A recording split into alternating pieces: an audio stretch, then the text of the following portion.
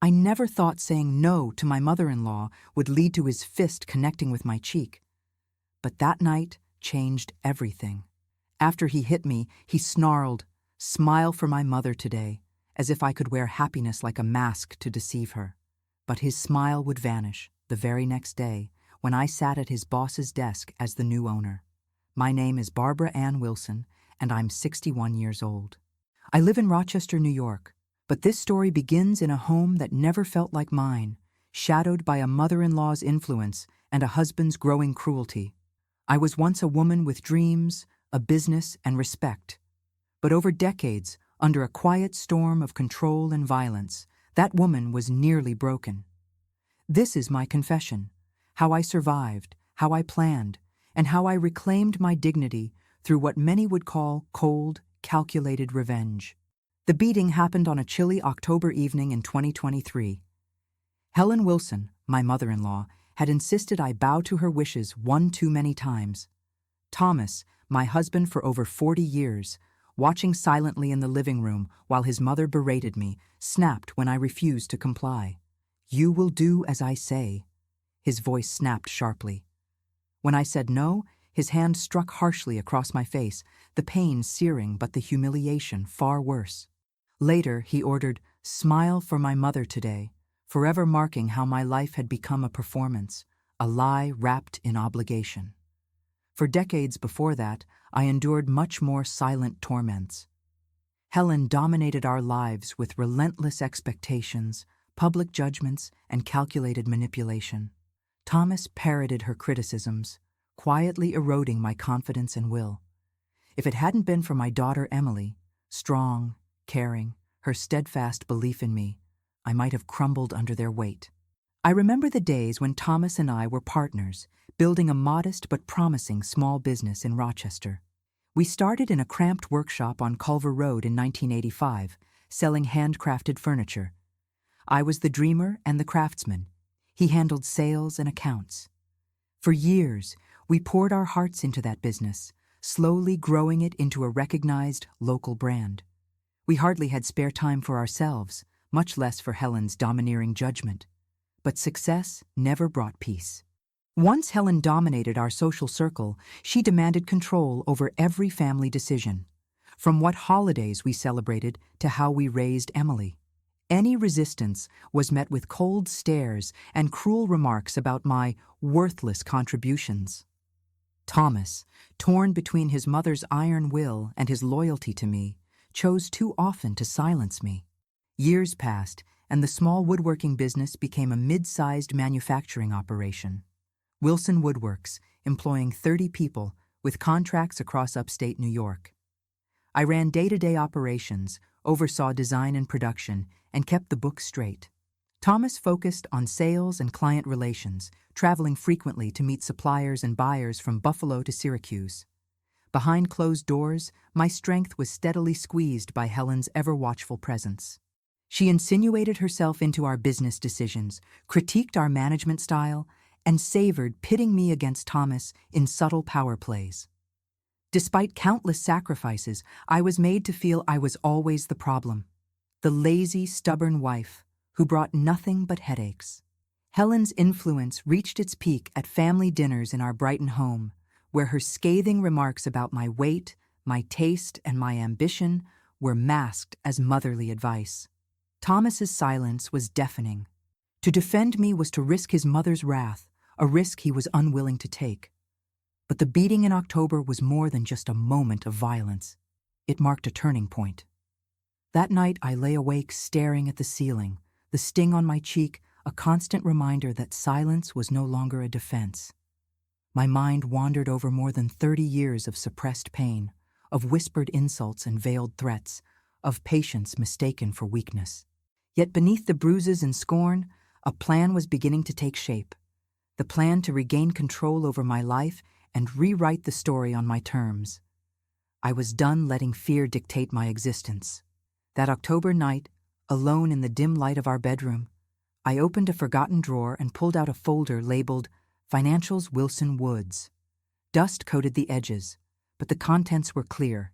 Years of financial statements, contracts, invoices, and correspondence, all meticulously recorded by me. I began going through them with a new clarity, tracing not just the revenues and expenses, but the power dynamics embedded in the numbers. There had been money all along, plenty of money, but it had always seemed just out of reach, tightly controlled, hidden in accounts and decisions I was excluded from. Turning every page was like reclaiming a piece of my buried identity.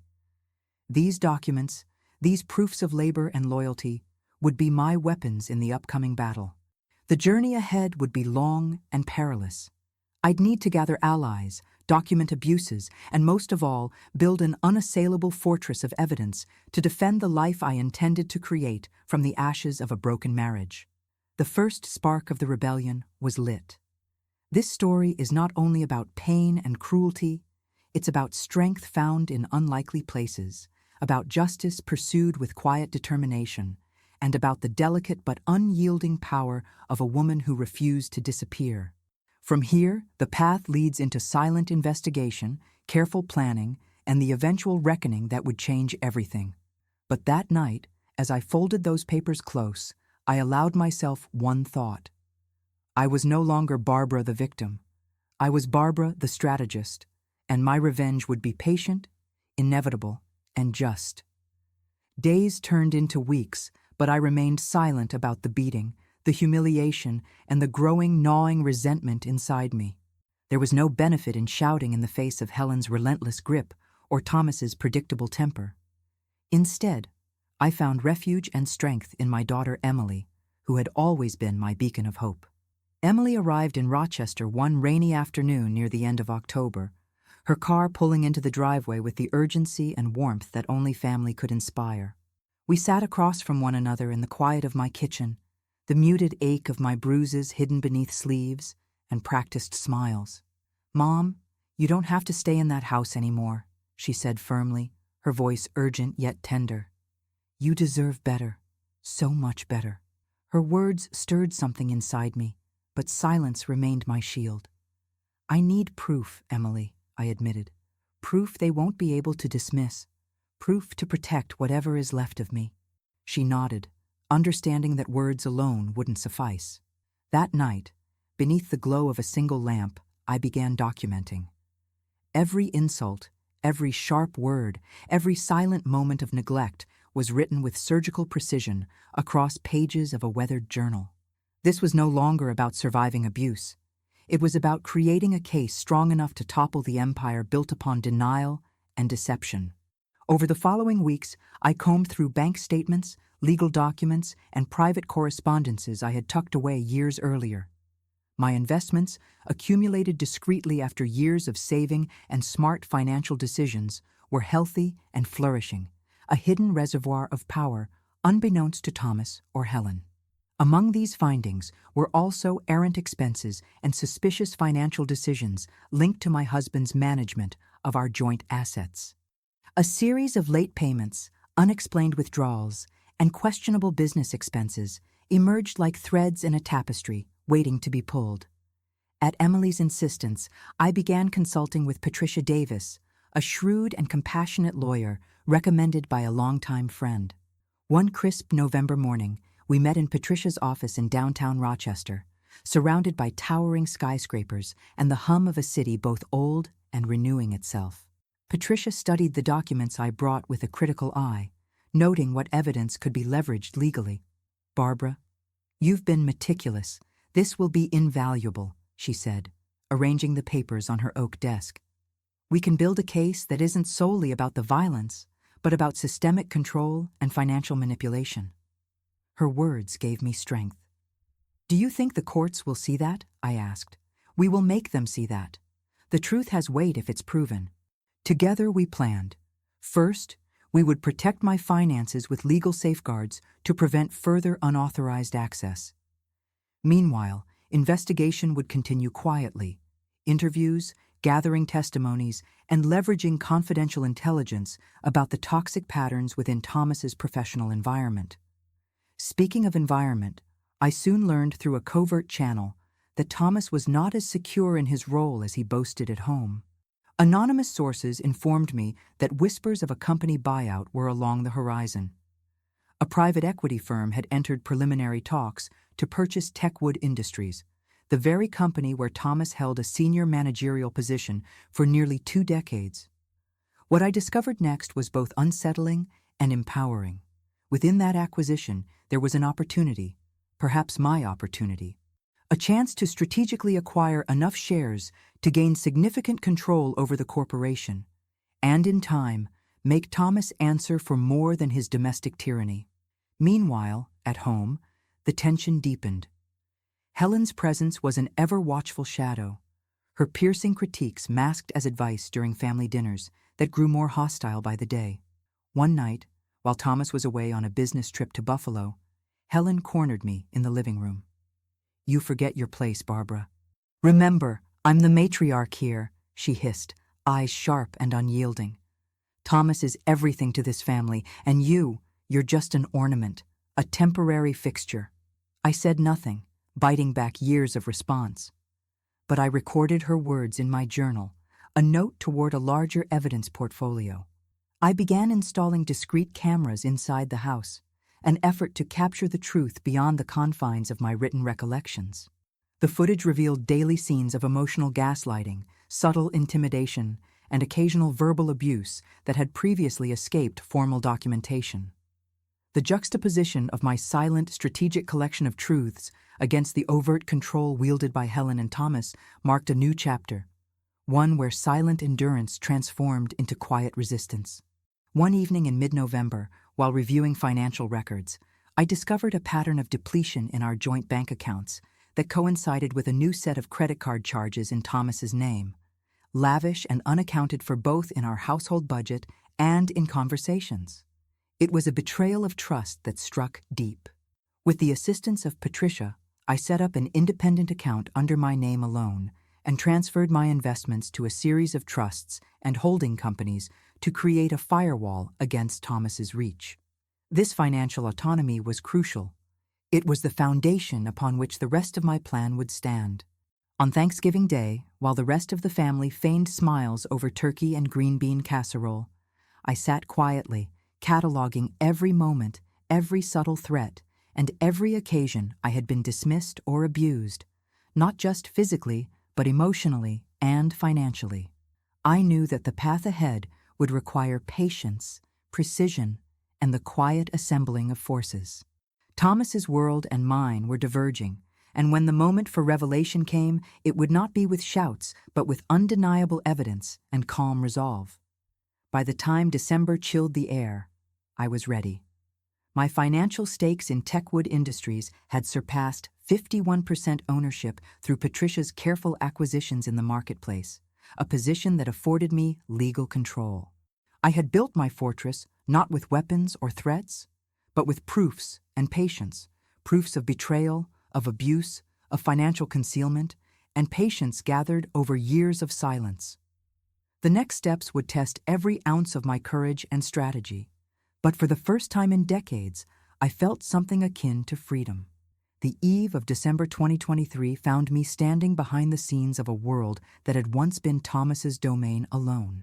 I was no longer merely the housebound wife, swallowed by shadows and silenced by fear.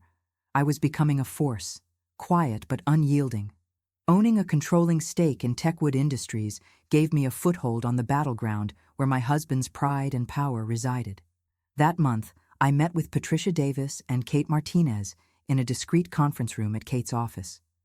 Kate, ever prudent yet fiercely loyal, had been managing the acquisition process with precision. "Barbara, now that you control majority shares, your agenda can be set," she said, reviewing the to-do list pinned on the wall. I nodded, the weight of responsibility settling in. "I want accountability. Thomas must answer not just for the emotional destruction at home, but for any misconduct here." Kate smiled slightly. "Good. We've compiled internal reports indicating several HR complaints against him. The board can't ignore that much smoke without fire." Patricia joined in. "We'll prepare the legal formalities, ensuring any termination is squared away professionally. No loopholes." The plan was clear. Integrate myself slowly into the company under the radar until I revealed my ownership and authority. Thomas would have no idea what was coming. Meanwhile, home was a fragile theater. Helen's presence nagged constantly. She'd increased her visits, each time with veiled barbs that left me tense and drained. Upon one such evening, she remarked, "This family is on the edge, Barbara. You'd better learn where you belong before it's too late." The farce of civility was always balanced on tension. Helen wielded her words with the precision of a surgeon. I, however, was sharpening my own tools. One night, as Thomas stumbled home drunk from a holiday party in Buffalo, his temper once more exploded. I refused his demand to serve his mother champagne at the upcoming Christmas dinner, a taboo refusal. "You think you can just say no to Helen?" he spat. Then, as he raised his hand, I braced silently. But this time the blow was met with immediate resolve to no longer conceal my pain. He left abruptly afterward, muttering threats that dissolved in the bitter night air of Rochester. That incident crystallized my resolve. The next afternoon, armed with months of financial data and recordings, Patricia and I sat with a trusted private investigator reviewing details for legal use. The PI confirmed the pattern. Thomas had long used intimidation at home and leveraged company resources for personal indulgences. His abuses in the workplace were documented but had been brushed aside by complacent management. The silent victim of his domestic tyranny was now a player in his professional unraveling. On December 10th, I attended a board meeting I had orchestrated. Kathy Martinez managed to keep my ownership masked while I observed the company's dynamics anew. Listening to directors discuss growth and challenges, my focus was occupied mostly with Thomas, sitting smugly unaware of the storm gathering just beyond his view. Returning home each evening, I found strength in reconstructing the personal fallout, as Emily provided a critical anchor. In one paused moment at her Philadelphia apartment, she confided, "Mom, it's like you're reclaiming years lost to his shadow. You deserve to be the one who wins this." That glow of trust fueled my nights, while in the quiet dark, I prepared the final legal and corporate moves. Contracts were examined, shareholder agreements revised, and fiduciary responsibilities rehearsed. The closing chapter was set, to unveil, confront, and transform. As December waned, my patience ripened into calculated readiness. The staged reveal, both in boardroom and courtroom, was planned within the tightest window following the holidays, ensuring maximum leverage. Meanwhile, I maintained the guise of the beaten, compliant wife for the family gathering. Each smile was a mask, each nod a silent vow that the coming year would mark an irrevocable shift. At home, Helen grew restless, sensing her dominance slipping. Thomas remained oblivious, but fearful. His visits increasingly detached, his bravado forced and brittle. On Christmas Eve, under the unyielding gaze of the family, Thomas commanded once more, "Smile for my mother today." I complied, my lips curling not in fear, but in quiet defiance. The game was on, and for the first time, I was the one who would dictate the rules. The first days of January 2024 were a delicate dance of appearances and hidden maneuvers. The holiday cheer had faded, leaving the sterile echo of everyday life. But the air was charged with unspoken tension. I was no longer contenting myself with quiet resistance. I was stepping into the spotlight, armed with evidence and allies. Patricia and I met multiple mornings at her law office, sifting through the layers of gathered proof. Bank statements revealing unauthorized withdrawals, audio clips capturing verbal abuse, and the now substantial dossier on Thomas's workplace misconduct. Each piece fortified the case not just for a divorce, but for a wider statement of justice. "It's time to prepare for the board meeting," Patricia said during one tense session. "You'll need to present as both majority shareholder and CEO. The narrative must be clear: abuse at home, negligence at work, and your capability to steer the company forward." Kate Martinez and I finalized the logistics. We rehearsed the corporate announcement and refined the agenda for the upcoming shareholder meeting. The plan was not mere confrontation, but a calculated declaration of change, unassailable by empty rebuttal or denial. Back at home, Helen's visits began to crackle with a sharper edge. A December afternoon brought a chilling reminder of her manipulative power. "Barbara, you forget your place in this family," she warned, her voice low but venomous during a rare moment when Thomas was away. "You think money can buy respect? It cannot replace loyalty." I answered calmly. "Respect is earned, Helen, not bought or forced." Her lips curled in disdain. "Loyalty?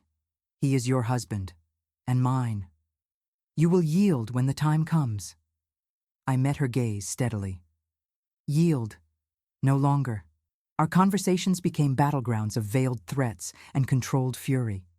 I documented them all meticulously, my phone's recorder a silent witness to words I would later use as shields. At Thomas's workplace, subtle shifts began to unsettle the status quo. I received reports from Kate and her contacts of murmurs at company lunches, hushed discussions about the sudden emergence of a new majority owner. Thomas remained in the dark, steadfast in his arrogance, unaware that his empire was under quiet siege. An internal memo circulated discreetly within management circles, emphasizing increased performance scrutiny and stricter adherence to the company's conduct policies. Thomas's name was not mentioned explicitly, but the implications were unmistakable for those who knew the unfolding story. One evening, at home, Thomas confronted me distractedly. "Barbara," he said, voice rough from the day's strain, "have you been to the office recently? They're changing things. New rules, new people asking questions. It feels off." I smiled, concealed the surge of triumph beneath polite concern. Change is often unsettling, but it can be good, sometimes necessary. He grunted, clearly unsettled but unable to pin down the cause. His insecurity was taking shape in defensive outbursts, anger directed at himself masked in blame of others. Our daughter Emily called often, her voice a constant reminder of what I was truly fighting for. "Mom, I'm proud of you. Just remember, you're not alone in this." Her words echoed in my mind as January unfurled. By mid-month, I finalized the purchase agreement amendments, ensuring my control over Techwood Industries was legally airtight. Shareholder voting rights, board membership regulations, and executive powers were clarified and centralized. One late afternoon, Kate delivered confidential HR reports revealing the extent of Thomas's workplace violations. They included not just verbal assaults toward colleagues, but also misuse of company resources for personal gain. The evidence was damning. "We have enough to proceed with dismissal," Kate declared. "Now, it's about timing and presentation." "The upcoming board meeting will be perfect," I agreed. "Once I'm formally introduced as majority owner and CEO, we strike." The days leading to the meeting were a whirlwind of preparation.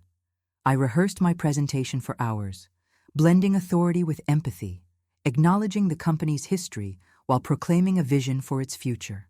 Thomas's behavior grew unpredictable. Late one night, after a particularly harsh argument with Helen where he stormed out ranting about losing everything, he left his car keys on the kitchen counter. A small victory, I thought silently. On February 1st, the employees received a company-wide email announcing the scheduled annual shareholders meeting for February 10th, emphasizing the introduction of new leadership and a reorientation toward growth and ethical business practices. The tone was confident but neutral, a message designed to quell the swirling rumors. The following week was tense, both professionally and personally. Helen's visits became less frequent but more loaded with bitterness. Thomas oscillated between belligerent denial and nervous withdrawal. Whenever he questioned me about my absence or pointed accusations regarding finances, I responded with calm assurance and vague deflections. My fortress of secrecy was holding. The morning of February 10th dawned clear and cold in Rochester. I arrived early at the Techwood headquarters, the cold air biting as I stepped from the car, but inside I felt a furnace of purpose burning steady. The conference hall filled quickly with board members, shareholders, and senior staff, a mix of curiosity, skepticism, and anticipation hanging thick. I opened with a succinct but profound statement. Today marks a new chapter for Techwood Industries, one rooted in integrity, accountability, and the relentless pursuit of excellence. We will prioritize every employee, client, and stakeholder, building a culture where respect replaces fear and opportunity replaces complacency. Eyes scanned the room, settling uneasily on Thomas, sitting rigidly in the third row. I revealed my identity as not only majority shareholder, but also incoming CEO. Gasps whispered through the audience. Surprise flickered in faces that had underestimated my presence. Thomas's face sank. His confident veneer cracked, revealing raw shock and rising panic. As CEO, I continued, I am committed to transparency and performance. Unfortunately, this requires difficult decisions. Toxicity, harassment, and unprofessional conduct have no place here. At that moment, the Human Resources Director presented a detailed report outlining Thomas's long-standing violations, corroborated by multiple witnesses and documented complaints. Thomas sat motionless as his world unraveled publicly. I concluded with assurance. Our path forward is clear. This company will uphold its values, honor its employees, and strive for excellence together. As the meeting adjourned, Thomas was escorted to a private office to discuss his termination under my authority. His protestations were weak, his usual bluster absent. The evidence was irrefutable. Walking out, I overheard whispers of praise, tentative support, and cautious optimism among staff.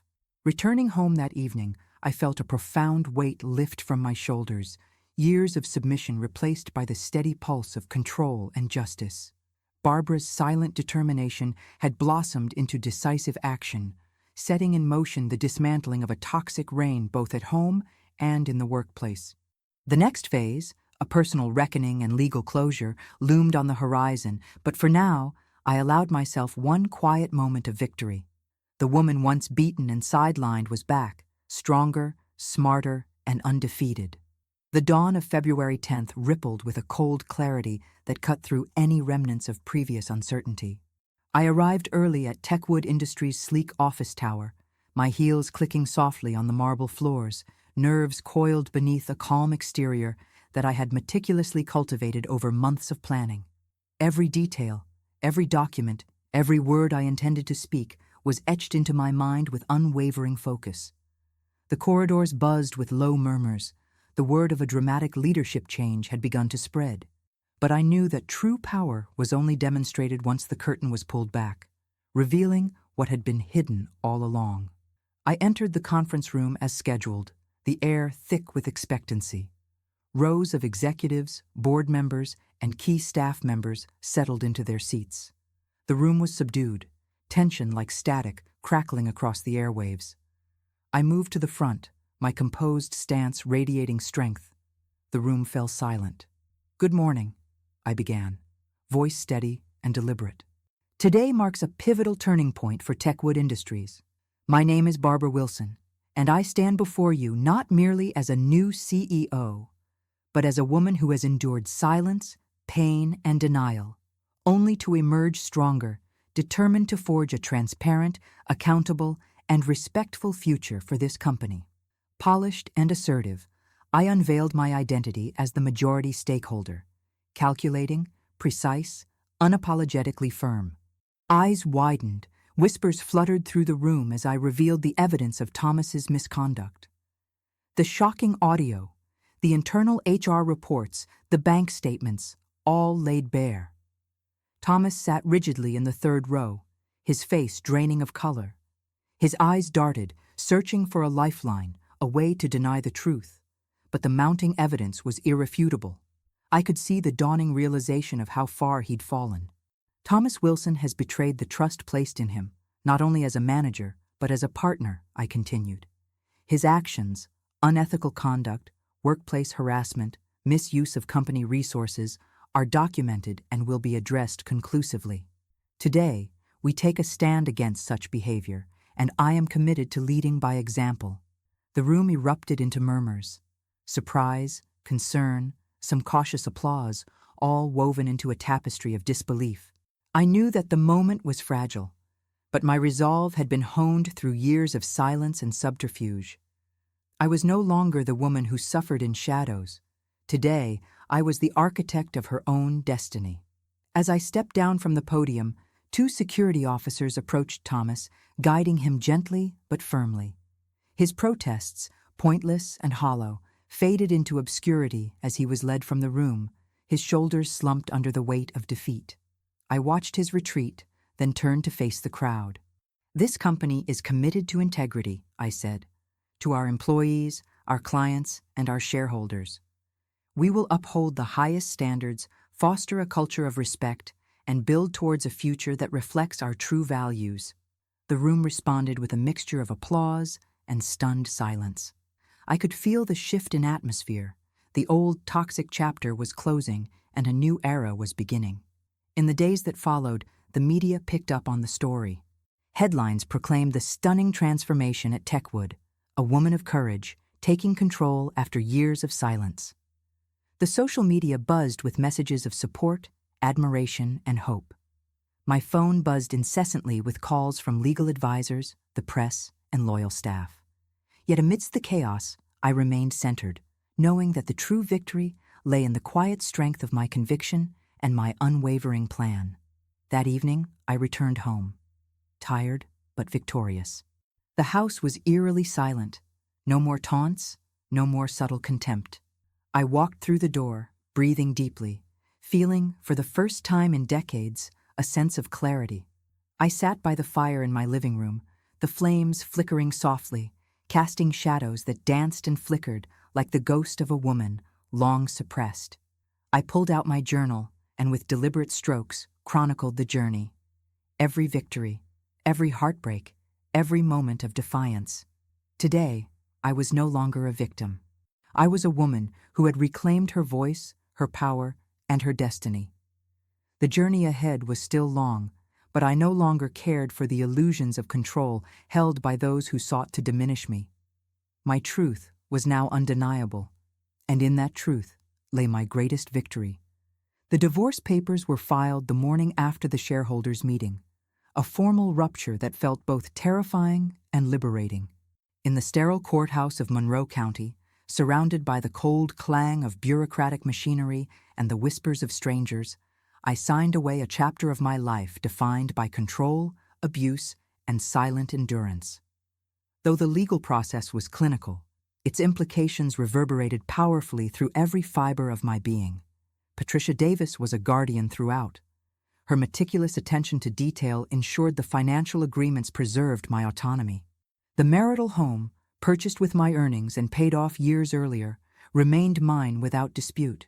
My separate investments, carefully protected through trusts and anonymous ownership structures, were shielded from Thomas's ravaging claims. Thomas attempted fruitless resistance. His lawyers filed motions questioning the validity of my evidence, the recordings, the financial separations. These were deftly countered by Patricia, whose expertise rendered his objections a mere nuisance rather than threat. The court's patience was brief. By June, final rulings disbanded his claims, and his entitlements were limited to nominal spousal support, an acknowledgement of the unequal contributions he had long concealed behind arrogance and abuse. Locally, the community responded with a mix of surprise and, for many, quiet admiration. Friends who had only glimpsed fragments of my ordeal now expressed deep respect for the composure and strength I displayed. Even Helen Wilson, terse and proud, was forced to reckon with reality, a reality where her son's facade had crumbled and where Barbara finally stood free. Professionally, Techwood Industries flourished under my direction. 1 year in, the company had grown revenues by 20%, launched 2 new product lines, and strengthened employee engagement programs that fostered trust and collaboration. The toxic culture that had permitted abuse vanished quickly, transparently, decisively. I ensured survivors within the workforce had voices that mattered and resources that healed. Within these walls, I began reconstructing more than a corporation. I rebuilt my own sense of self, one rooted in dignity, intelligence, and unshakable resolve. Personal health became a priority, but this time driven by self-love rather than pressure or shame. I engaged daily in exercise, embraced nutrition plans that nourished both body and soul, and found solace in meditation and supportive therapy. Emily was a constant source of light throughout. Our relationship deepened, unburdened by secrets or silences. We shared laughs over coffee in her Philadelphia kitchen, swapped stories of challenges and victories, and forged a bond renewed and richer than before. The scars of the past still surface, fleeting moments of self-doubt, echoes of harsh words, the invisible weight of years lost to submission. Yet they do not define me. I carry them as badges of survival, lessons etched deeply but no longer wielding power over my emotions. In quiet moments at night, I reflect on the woman I've become. She is not the timid wife who endured violence with clenched teeth. She is a strategist, a warrior, a nurturer who transformed pain into purpose, a woman who reclaimed her narrative, her assets, and her life. Justice, I learned, is not merely the outcome of a courtroom battle, but the ongoing commitment to protect one's integrity, even in the face of relentless opposition. The dual victories, corporate ascendancy and personal freedom, are intertwined proof of that truth. I am Barbara Ann Wilson, 58 when the journey began, now 61 and empowered beyond measure. I stand not just as a survivor, but as an architect of my destiny, a beacon for others who believe their silence is permanent. Power is forged in the fires of patience, planning, and unwavering self-respect. My story is proof. And the most profound revenge, the one that truly matters, is the quiet, relentless reclaiming of one's own soul.